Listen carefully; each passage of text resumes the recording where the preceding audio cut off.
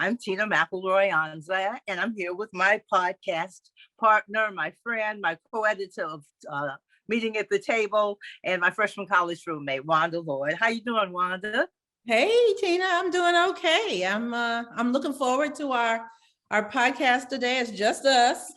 And for our main segment, we're gonna be sharing some personal and professional wisdom about something that we know a little bit about, and that's caregiving. So yes, indeed. Yeah. Yes, we do. Well, we care about it. We care about each other, and we care about our families, but we also care about the caregivers, and that's what we're going to be talking about. But before we do that, Wanda, there's a little exciting news for us old chicks about you and what you've been doing politically. Tell us about it. Well, yeah, I'm not being political. I'm doing what I always do. I'm being a reporter and a writer. And so I was one of the lucky ones to get inside the room for the Georgia Senate debate with Raphael Warnock and Herschel Walker a few days ago, which was a major undertaking to get in the room because it was not a public event. There were not a lot of tickets. They invited political operatives, elected officials, community influencers, a lot of clergy. Excuse me, and my friend Wanda Lloyd. Yeah. We were kind of excited about that because it's a big deal, Wanda. Just as you said, it's a small room. You weren't in the I wasn't in the media room. Separate. Yeah, you weren't with the reporters. You were actually in the room, and you up close. Tell us about it. Well, it was up close. There were, I'm guessing, I know they said the room holds 400 and some people, but they took up about a third of the room for the stage. It was a huge stage. So it clearly was not 400 people, but probably 250 people or 300 at the most. Very enthusiastic group of people, for the most part, quite partisan. There were supporters of both candidates. You could tell that when they asked the audience to give some applause at the beginning before the debate started, and that they had placed people on either side of the room based on political affiliation. So it was exciting. People came from all over the state. Media, I read in our local newspaper that there were about 300 media people who came from all over the world, literally. And so it wasn't just a Savannah event. It wasn't just a Georgia event, because all eyes were on Georgia.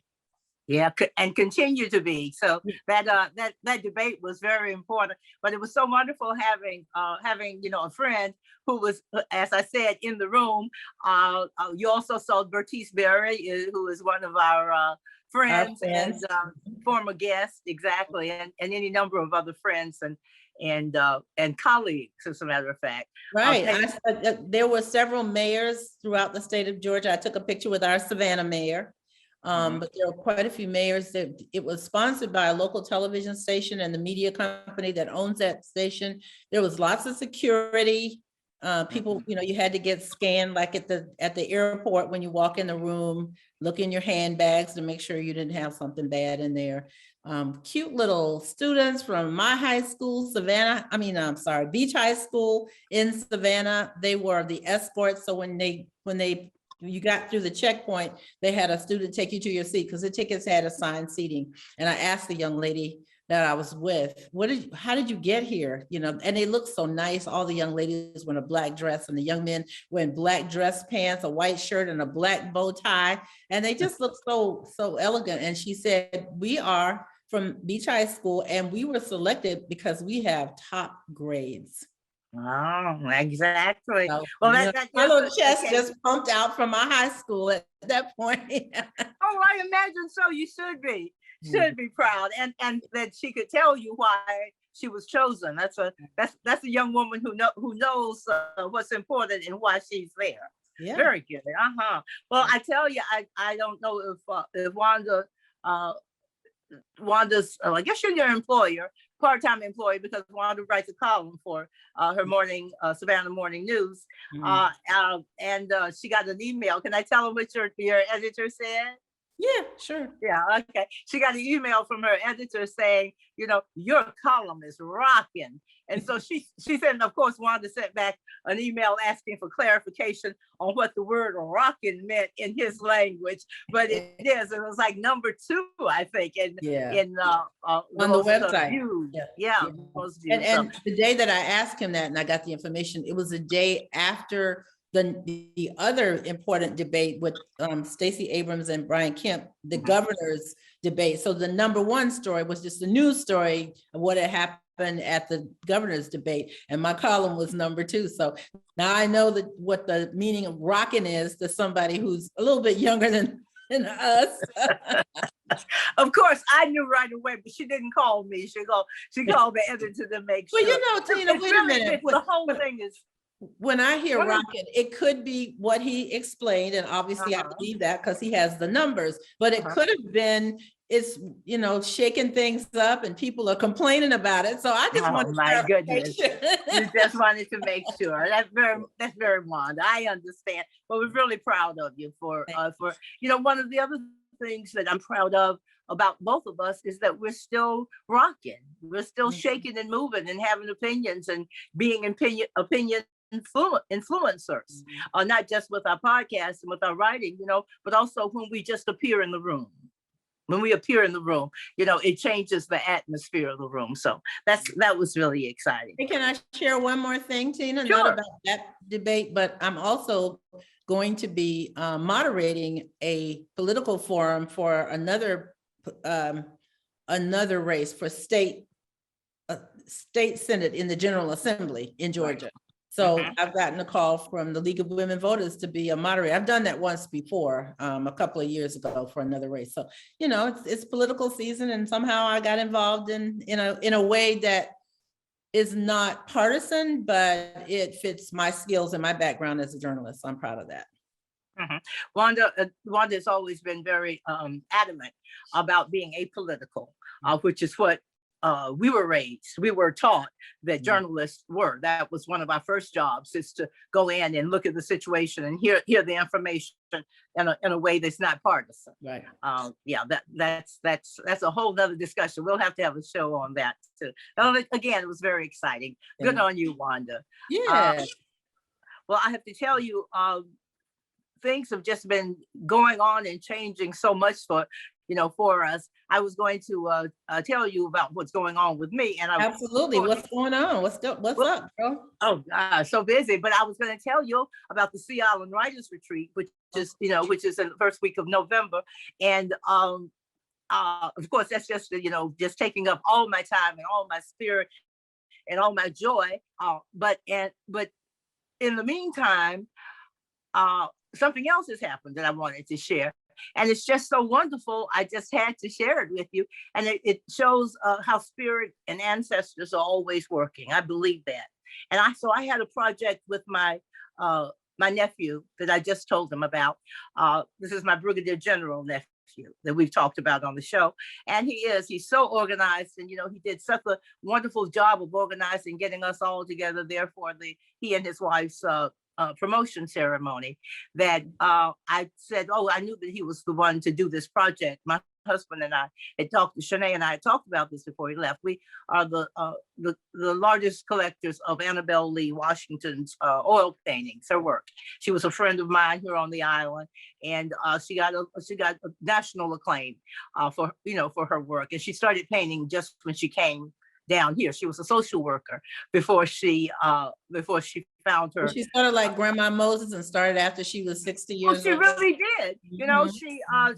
She became famous here on the island first because it was like an explosion. One minute, we knew Annabelle as somebody who was at the art center, taking your tickets when you come to an event, and the next thing she's taking lessons with the director of the art center, and he's afraid to tell her anything because he says her work was so special and so wonderful that he was afraid to say something. He told her about a perception, I think, depth. So that's what it was. But he says, that's it. I'm not going to tell you anything else because it was Annabelle's.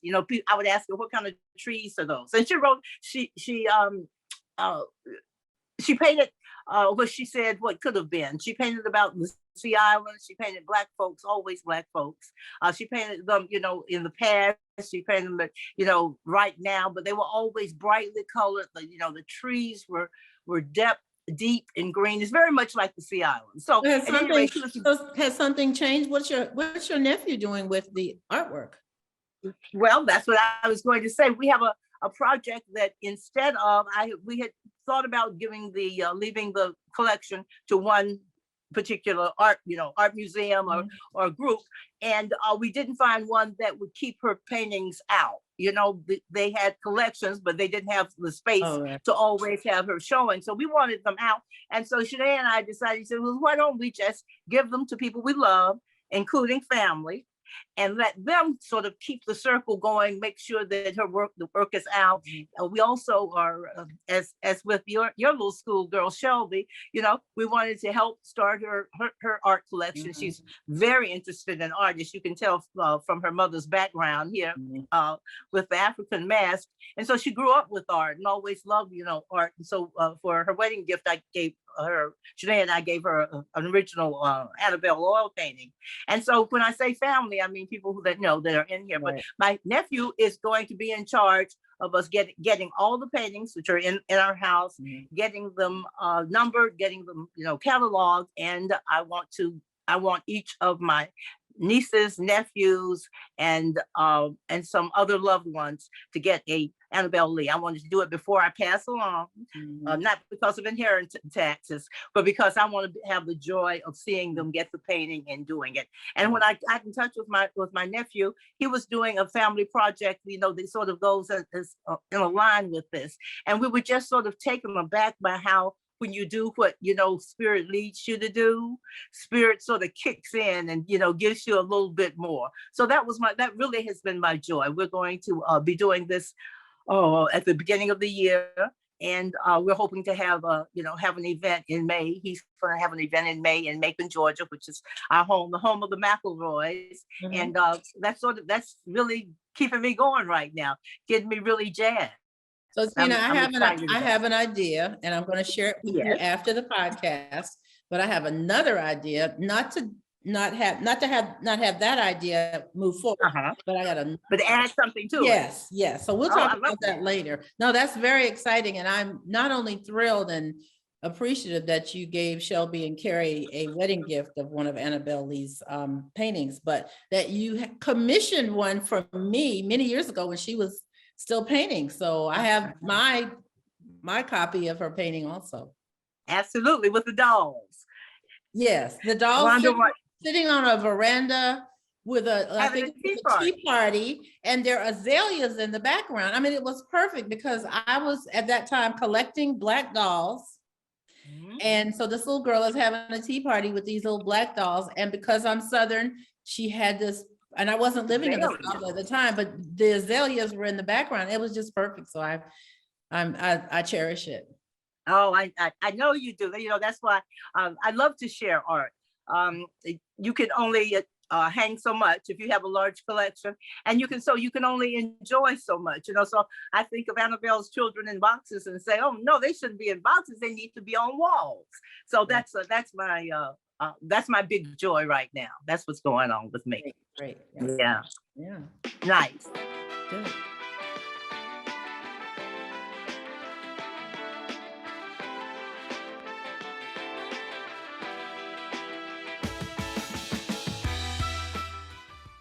Well, as you all know, Wanda and I talk all the time about everything that's going on with us, especially, but also things that we see and talk about with our friends. We're always saying, someone said something that made me think about this or whatever.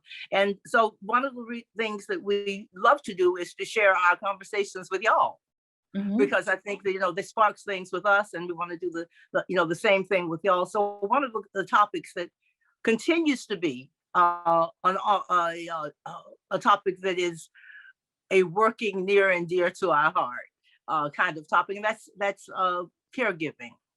Wanda, as you know, gives is a caregiver to her husband, my brother, Will and Lloyd.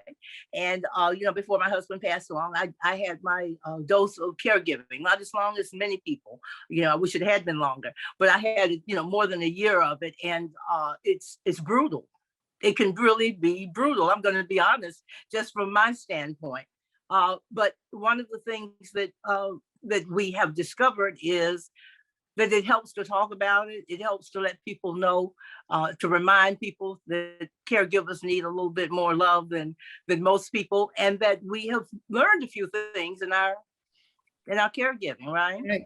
Yeah. And in fact, I think I remember that you and I were on a road trip recently. We did a couple of road trips in the past few weeks. But this last road trip, we were just talking about being a caregiver, and it just dawned on us, we really should just have this conversation on the podcast, because we do care about it so much. Yeah. So, one of the things that I think about when I think about caregiving is some of the challenges of caregiving, because it's challenging, and we do want to talk about the caregivers. One of the challenges, of course, is getting enough rest.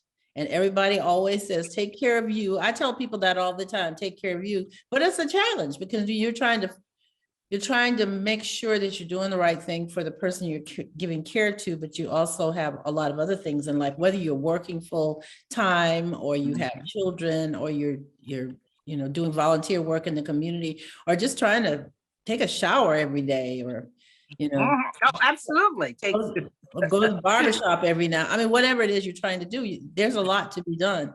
Trying to find time to read a book, or have a phone conversation with a friend that has nothing to do with caregiving, or taking a vacation even is tough. You talk to caregivers sometimes, and you'll mention vacation, and you realize, they haven't had the chance to go to the hairdresser to get their hair done.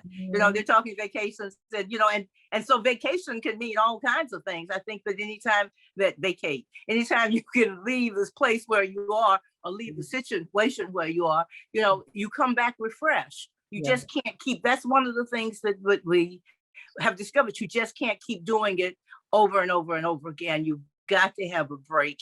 You've got to be able to, and the other thing is, Wanda, you got to be able to complain. Yeah, that's hard. That's really hard to complain. Why is that hard? Well, it's hard because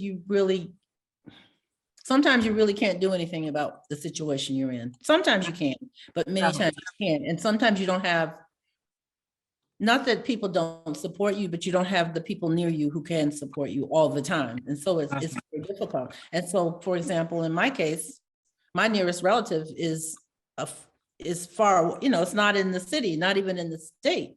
And so I can have those conversations, but I can't turn on a dime and say, tomorrow I really would like to go, I don't know, somewhere to a concert or to dinner with some people. If I need to be here, I just need to be here.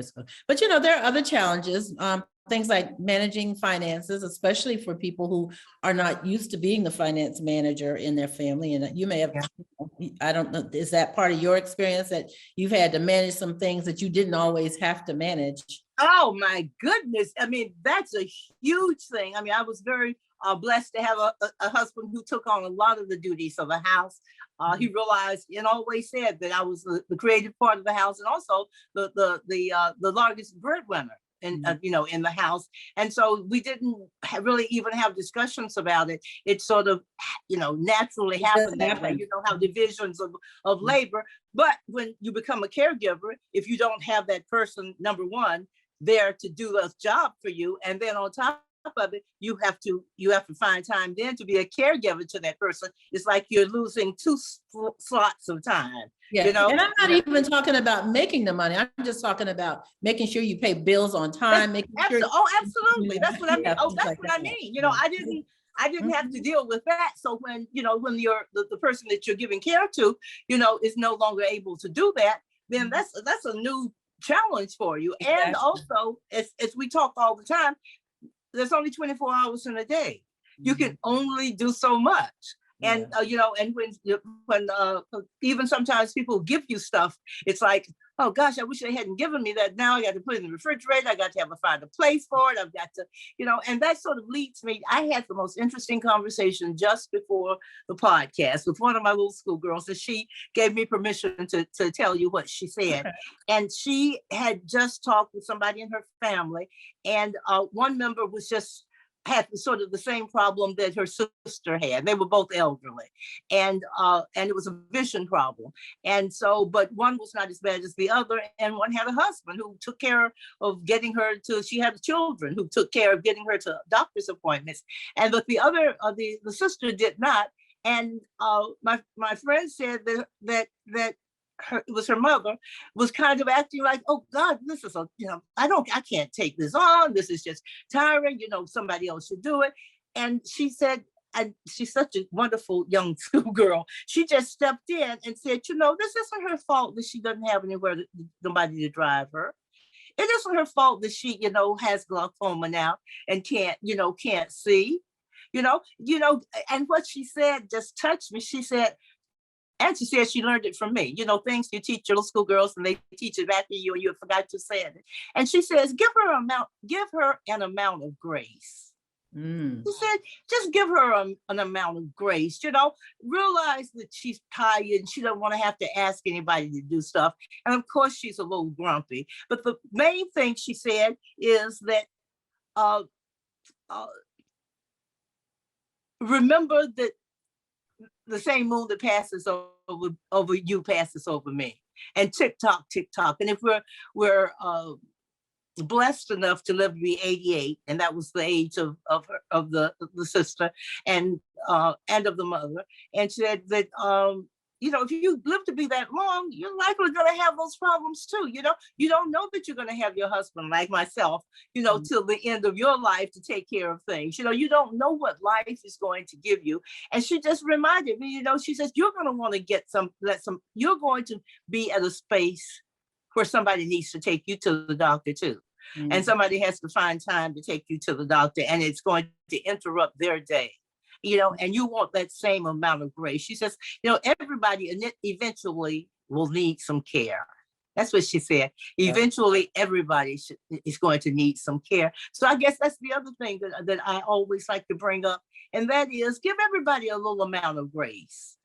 If you can't help a caregiver, then, don't complain about her being late for a meeting when you know that she had to make an appointment for her husband to get a vaccine.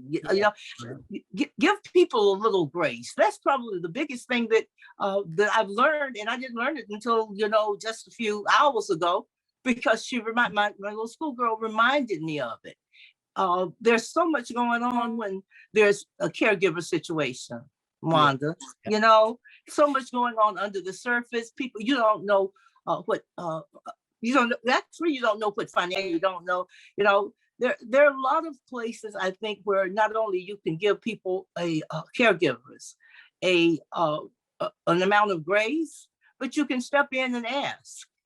I mean, I'm very hesitant to get in people's business and ask, but then I think, well, shoot, if she doesn't want me to, to do that, or to pick up that prescription for her, or bring some food by the house, she'll say, that's inconvenient, but it pays to ask. Not only give caregivers who are overworked and unappreciated, a little help, but it also is, it's a good idea to give them some solid help. Yeah. Well, another challenge is, and I think you went through this with Janae, learning about new things about healthcare. I mean, things that you just weren't thinking about before. You had to learn about new health situations. I won't say diseases, but sometimes for some people. Oh my goodness, yes. Yeah. Well, you have to learn what doctor should I be going to. Exactly. I mean, it's just that simple.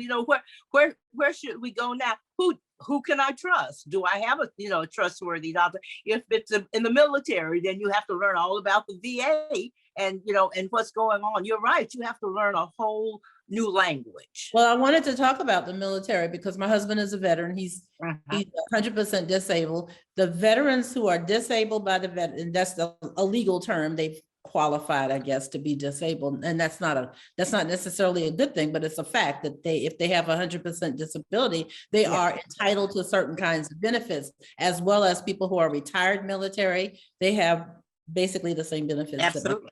Yeah. And so I find as well they should. Yes. And so I find myself in a situation now, because some of my friends who are married to veterans, or even the adult children of veterans, are asking me, how do you get benefits? How did you qualify for that? You know, the VA it's the government. And so it's kind of known to be slow in making decisions. There's a lot of paperwork. You do have to make sure that people are getting the right benefits and that they are entitled to those benefits. And so sometimes it takes years to qualify. So people are asking me, how, you know, what are you getting from the VA? And so I find myself in a position where I'm counseling people from time to time who are in veteran families, how to get these benefits. Just the other day, I got a phone call from a friend who lives in Jacksonville, and her husband was in Vietnam with my husband. And so we got to know each other through that relationship. And I told her about a program that I qualified for. It's called the VA Caregivers Program. And she didn't even, you know, at the time I told her, she didn't even know about this program. And so now her husband is going through some health issues and having to go to a medical facility on a regular basis for treatment. And she's finding that she's a full-time caregiver. She's having to drive him. She's having to make his appointments. She's having to make sure he eats well because of the treatment that he's going through. But so she called me the other day. She said, okay, I finally got around. I started months ago filling out the paperwork, and then his health changed and I had to stop filling out the paperwork so I could take care of him and make sure he got everything he needs. Now I'm at a point where I've just finished the paper. Now what do I do with the paperwork? Where do I, you know, so just having that conversation with her, I'm sure was assuring to her, but it also gives me an opportunity to sort of give back to veterans and their families. My goodness. Oh my goodness. You know, one of the our mottos on this podcast is the babies ain't got to learn the hard way. And the babies can be any age if they don't know how to do it. If this is, you know, they're babies in the VA health system. Yeah, it is a good thing to like, as you say, share, not only give grace, but give some actual help. Yeah. So I just wanted to say that, because if there are any families of veterans who are going through this kind of situation, please look into the VA Caregiver Support Program. And that's what it's called, VA Caregiver Support. And they have recently expanded this program from, it was when my husband first got sick, it was for World War II veterans. And now they extended it a couple of years ago to Vietnam veterans and Vietnam era veterans, which is two different things. Now they have extended it to all veterans who are disabled.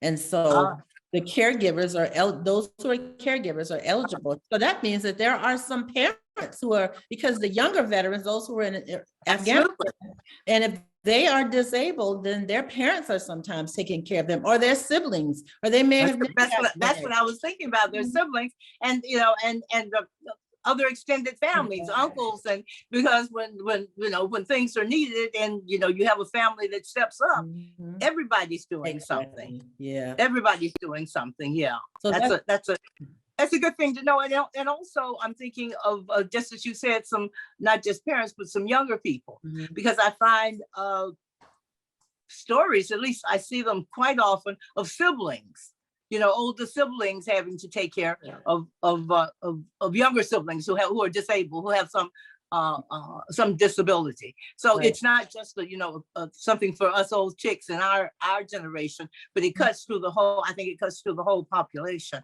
That's why we talk about it so often. And again, it's my little schoolgirl says eventually everybody's going to need some care. Some care of some kind. You know, when we were younger, 20 years ago, I started learning about the sandwich generation, and the sandwich generation. So officially, the sandwich generation is a caregiver who has younger children still at home. They could be babies, teenagers, and parents who are older relatives, could be an aunt and uncle or a grandparent who need care of some kind, whether it's health care or just somebody to make sure their bills are paid on time. Right. they take care of, they're taking care of 2 generations, and you're sandwiched in between. And when you, Yes. and usually if you have small children or children still at home, generally you're still working full time because you're, Yes. maybe in your 40s or 50s at the time. And so that's the sandwich generation. Just, I feel so much empathy for the sandwich generation, because they got to do it all. They got to deal with the kids and the older people and the job and all the things that go along with being a middle-aged person with all those responsibilities. And with all those new responsibilities, Yeah. because it's not something they've seen a pattern, before. As you said, it was just them at this point. Yeah. Yeah, you and I were talking earlier about another young woman who had sort of been in our circle, and who talks a great deal and taught us a great deal about the younger women who are so driven with their work, and how many things are asked of them. That sandwich generation, how many things are asked of them, and how they're expected to do it. One of the things that this young woman said was just how much responsibility she had, because indeed I don't think her parents were in need of care, but they were older and they were going to be. And this, she had young children and just had a baby, actually has a toddler. And she was saying the same thing. I think that you feel it everywhere. I think people forget that you're a caregiver and then you're at work, you're that just worker. No, you're a caregiver who's at work, thinking about the person at home, thinking about what they're going to have to do, whether they're going to have to go pick up medicine, on the way home. Is your child going to be safe? The other thing is, especially with older parents, we are seeing now so much dementia among older folks, and that can be just a full-time job, thinking of taking care of somebody who could wander off, who could hurt themselves, who could hurt them, hurt others, who could, there are all kinds of worries, I think, that that sandwich generation has that we didn't have. And right. It's all, it's there all the time. We talk about it because I think the more aware you are of it, the more you're able to, see situations and say, oh, right, she's going home to, she's going home to 2 parents she's got to take care of. And of course she wants to leave a little bit earlier. It's a matter of, I think, of just being human, Wanda. Yeah. People sort of look at you, go, there she goes again. She's got to take care of, fill in the blank, but yeah, exactly. But we may all get there someday, everybody may get there someday. Of the younger people may get there because we're already there. Yeah, well, exactly. I laughed just now when you said, oh, when we were younger, 20 years ago. I said, oh, we were in our 50s 20 years ago. Yeah. Oh, and it was grand. I mean, the 50s are good. You have to enjoy we talk about this. Enjoy every generation, because someone was just saying that they turned 39. This is someone on social media, and she was, exclaiming about enjoying her last, 30s.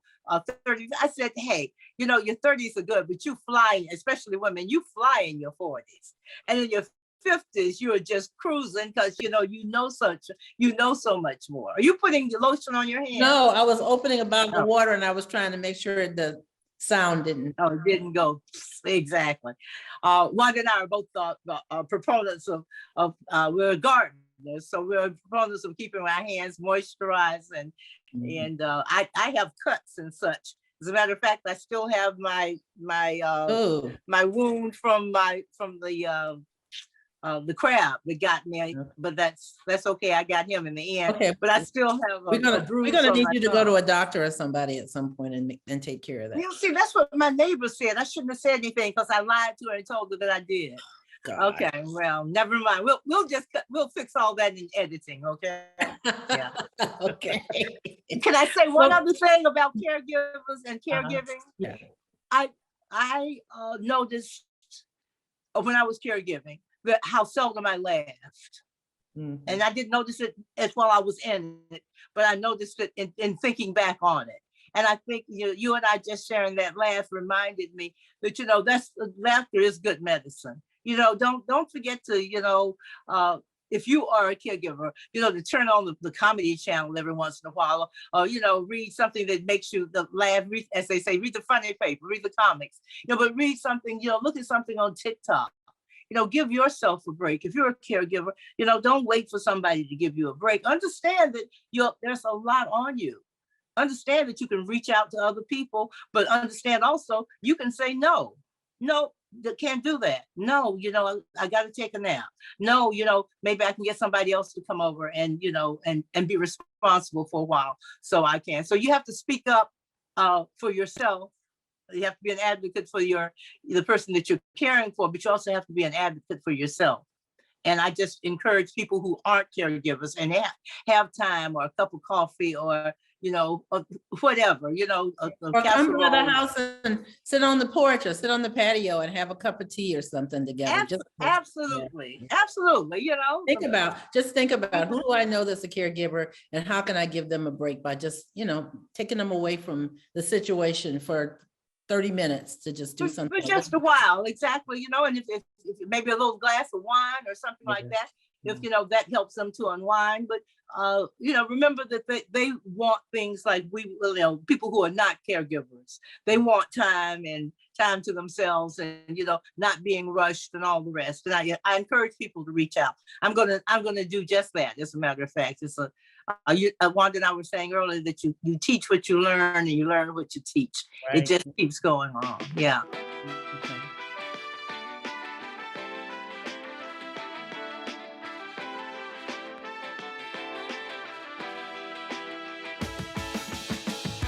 So Tina, you want to drop some wisdom? Well, I do indeed. As a matter of fact, you have to remind me what the wisdom is. I don't have my. Well, actually, you didn't put one in. So. Oh, I didn't put one in. Well, to tell you. But I have one. So if you want. Okay, why don't you go ahead? Okay. Yes. Okay. So my wisdom comes from an experience I had recently with my daughter, Shelby. She got a mammogram. So we're recording this in the month of October. And, some people may not hear it in October, but it's never too late to think about a mammogram. So unfortunately, Shelby has had two close relatives of her in her family on her father's side to have breast cancer. One of them passed away, unfortunately, and the other one is doing well. She's getting chemo. She's getting the treatment that she needs. But still, we know that at 40 years old, Shelby now has to face the fact that she needs to, I think they started 40 now. I think it was 50 when we were 50. I think so. But they now are starting at 40. But I just want to remind people to get your mammogram, get your checkup, because especially if you have people in your family. And I was talking to someone just today about how fortunate many of us are that we have some kind of insurance, but there are people who don't have any insurance. That should not stop you from getting a mammogram. There are nonprofit organizations, there are clinics, there are hospitals that make sure that if you don't have the money for a mammogram or the insurance for a mammogram, there are free mammograms available. You may have to do a little Googling or do a little homework. So remind people that to get their mammograms. That's my wisdom. Just get it done, because I know in the case of one of the relatives at Shelby, she had cancer for a long time, and it didn't. I don't know for sure, but it didn't seem like she was getting all the treatment she needed. I don't know when she got a mammogram, if she got a mammogram, but she was not an old person. She was still a relatively younger person. So that's my wisdom. Get your mammogram. Think about think pink.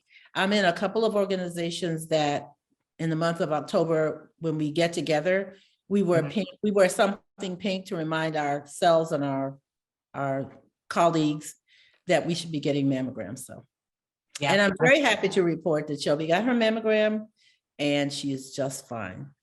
Yay! Well, I did indeed remember my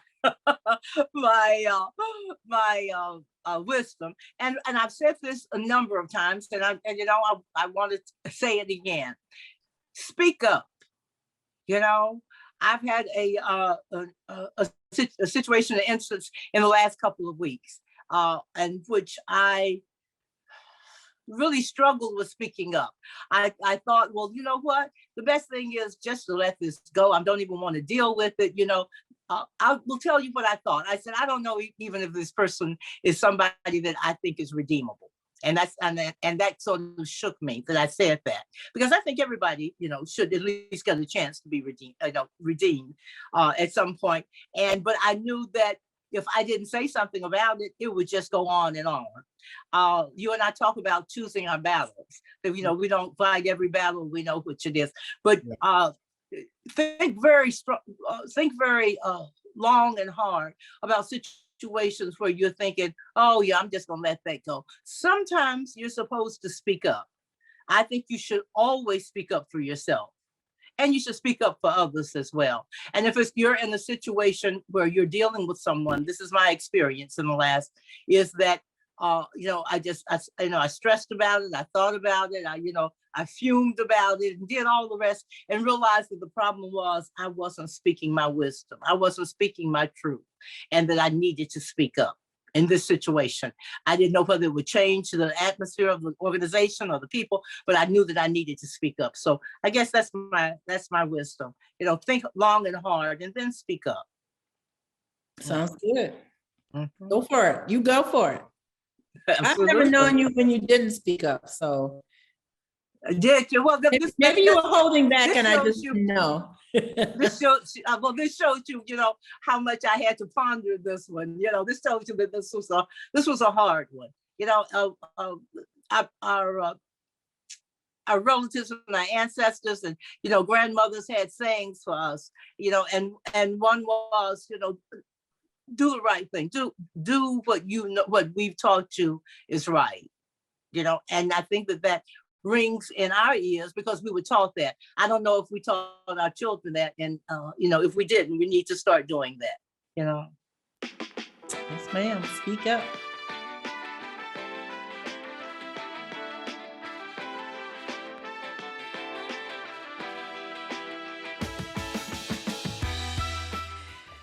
Thanks so much for joining us for this episode of Two Old Chicks Who Know a Lot of Shit.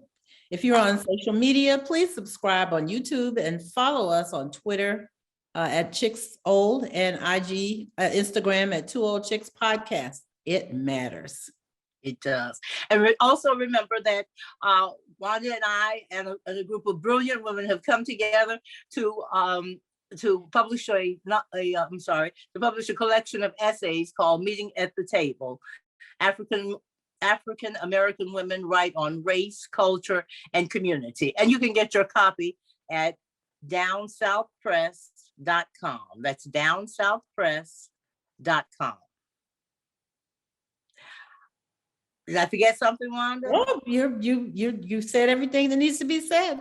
All right, then. Well, this has been a good one. This has been a good show. I feel good that we talked about this in public because we have a platform, and I love to use it for these kinds of conversations. So good show, Wanda. Mm-hmm. So bye-bye, everybody. Love.